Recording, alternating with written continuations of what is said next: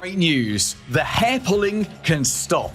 When growing an MSP just feels confusing and complicated, you pull your hair out in frustration. But it doesn't have to be that way. Here comes a solution. You can just swipe and adapt. I just can't promise that your hair will return. MSPs are often at risk of making marketing way too complicated. So my special guest today is going to share a simple marketing framework that you can swipe and adapt.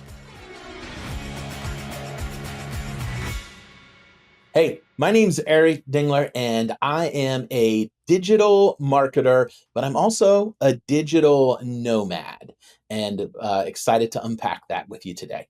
And thanks for joining us on the show, Eric. And the first thing I'm going to ask you is, what is a digital nomad? And I maybe kind of know the answer to this because you're a guy from the US, but you're actually speaking to us from the UK. That's right. Yeah, my family and I, so it's me, my wife, we have 4 teenagers. We've been traveling full time for 3 years, and this about a little over a month and a half, 2 months ago, we landed here in the United Kingdom. We plan to spend the next couple years in this part of the world. I love it. And whereabouts in the UK are you based at the moment? Liverpool, a fine city. There's many good things and bad things about Liverpool, but let's not have that conversation. I'll just say that I've only ever been to Liverpool twice, and one of those times I was threatened and pinned up against a wall by someone within 30 seconds of stepping off a train, but that's a story we'll leave for another day. Let's talk about marketing. So Eric, you are a marketing expert. I know you work with a growing number of MSPs, and you've got a particular marketing framework, which we're going to explore a little later on in the interview. But first of all, just tell us a bit about your background. So how did you get into this wonderful world of marketing in the first place? Hey, that's a great question, and I'm going to do my best to give you the very succinct answer. So I was actually in ministry, and so because of that, I was the guy that also had to do all of our marketing I ran a summer camp for 15 years, and then my wife and I planted a church, and so we had to do all the marketing for that. And in that process, we also, at one point, decided we wanted to adopt 2 children. So we adopted 2 of our 4 children. We needed to make $50,000 to fund our adoption. And so I started doing marketing for other people as a side hustle, just as a way to make some supplemental income. It blew up. People kept referring people to us. And by the time we brought our kids home, we had raised more than enough and decided to continue in the marketplace as a way to fund a nonprofit that my wife and I started. So we started a nonprofit. I moved from ministry space to the marketplace, and we now run our agency as a way to fund our nonprofit, where we come alongside other families and help them with their adoptions. I love this. You and I met like 7 minutes ago, and already I love your lifestyle. The traveling, the fact you've adopted kids, the fact you've got a non-profit, the fact that you've got this marketing agency and it's there to give you a great life with your children. I absolutely love everything you've said so far. Let's talk about marketing frameworks. So you and I, in the very brief pre-interview conversation we had, we talked about frameworks, and as anyone who's ever listened to this podcast or watched our YouTube videos knows, I have a very simple 3-step lead generation framework, which we give to MSPs. Build audiences, grow relationships, convert relationships. And all my work is based around helping MSPs to implement that. Tell us about your marketing framework. So what is it and how did you come up with it? So our marketing framework, we call it the marketing momentum framework, and ours has 4 parts to it. And really it developed as we were traveling full time, because what I didn't expect to happen was I didn't appreciate the fact that we were going to become perpetual first-time customers. And by that, I mean every 3 to 6 months, it's sometimes even a month, we move to a new city. So we have to find new barbers and hairstylists, new grocery stores, new dentist, eye doctor. Our son, our 12-year-old needed new eyeglasses. So when we got to Liverpool, we had to find eyeglasses. I have to find co-working spaces. I have to find office equipment, to replace a cable or something. So we are just regularly finding new businesses all the time. And I started noticing patterns that I was able to start talking to our clients about. And over time, this just kind of coalesced to realizing that, The way we say it is every dollar you're ever going to make in business is going to start as a lead. And so that's the first thing we look at, the lead gen, like you talk about. And the first part of our framework is awareness. Now, there's two types of awareness: self-discovered awareness and created awareness. I don't have to, you don't have to tell somebody they need a dentist. They know they need a dentist. But a company may not know that there is other people out there with the expertise to help come alongside them and take care of their technology, like MSPs do. And so there is some awareness that has to be created out there. Once somebody becomes aware, then they move to consideration. That's the second stage. Well, who am I going to buy to? Who am I going to give my money to? And then from there, they move to the actual purchase experience. And then after the purchase experience, every single customer is one of three types of customers. They're either a raving fan, a roaring critic, or they're silently satisfied. Personally, I'm the silently satisfied customer of thousands of businesses because very few of them capture my contact information and begin to develop a relationship with me after the purchase. We may do transactions once a month. I may get a transaction email, but I'm not getting any nurture emails. And that's fine. And I'm happy, but I'm silent about it. And that's the problem. And so what we do is we come alongside and we go, all right, if we're going to create awareness, how do we do that? Where's the best place to do it? Once somebody moves from awareness to consideration, how do we make sure you're the easiest and obvious choice? During the purchase experience, what information are you gathering? Where are you storing it that in a way that's easy to leverage it for marketing? And then how do we turn silently satisfied customers into raving fans? And each of those, there's a multiple of different tactics in each one of those. And we work with each of our customers and we give them basically we call it a pantry list. And we tell them we have all of these ingredients in our pantry and you can go in and say, well, I like this one, this one, this one, and this one. And that's the recipe for your marketing strategy that fits inside the marketing framework. So there it is. That's the whole thing.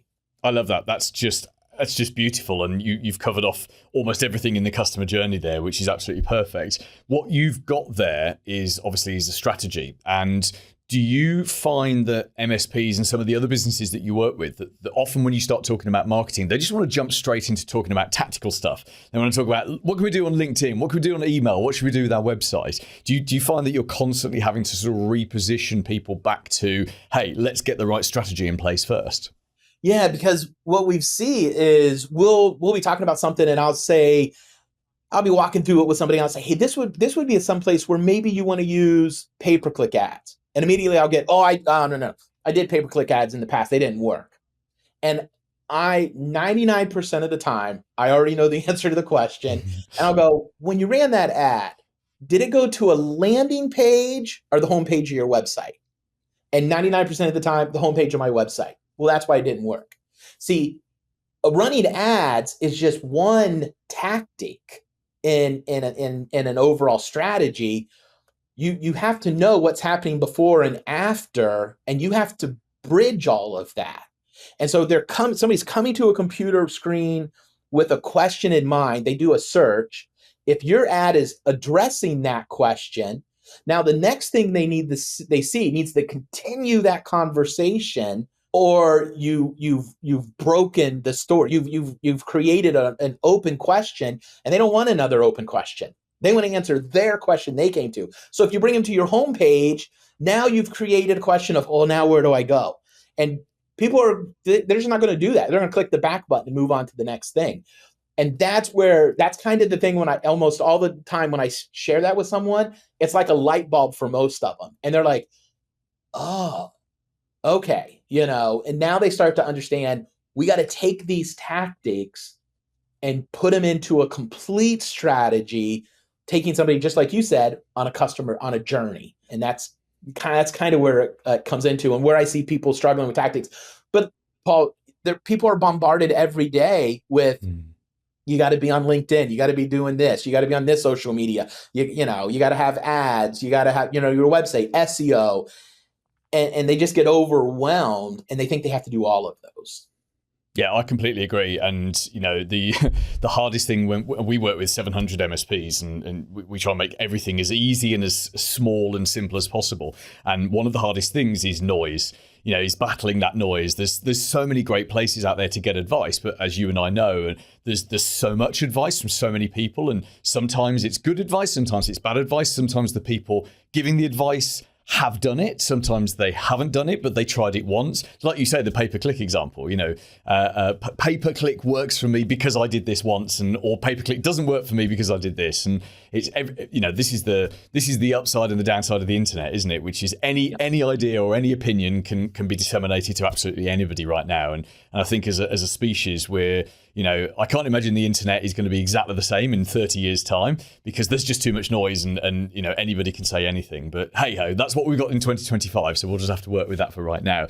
Let's just finish off by looking at the first two parts of your formula, which were of your marketing momentum framework, which was awareness and consideration. So for the vast majority of MSPs, lead generation is the big thing. When they can get somebody in a sales meeting or even on an exploratory discovery call, then the vast majority of the time they can take that through and turn that person into a client. Their issue is getting those discovery calls. Their issue is getting in front of people in the first place. Their issue is even getting people to be aware of them. Now, I'm not going to ask you to drop down to a tactical level for the reasons we've just been talking about, but if you imagine if I was an MSP and you were starting to work with me tomorrow and we were starting to tackle that first and second stage of, right, let's increase your awareness, let's get you so that people are even thinking to consider you. What are some of the specific routes that you might look at, or the things you might consider to help me as an MSP? Well, to get started, I would want to focus on doing less with more. So I'd want to focus on doing less things at the beginning with more focus and attention and really nail them.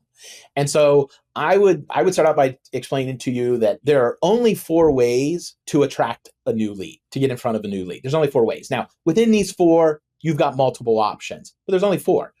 Cold outreach, content creation, paid ads, referral, and networking.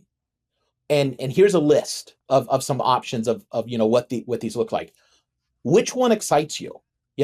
Because that's the one I want to start with. If you're really like, I love paid ads, I'm really excited about that, I see a lot of potential. All right, well, let's do that.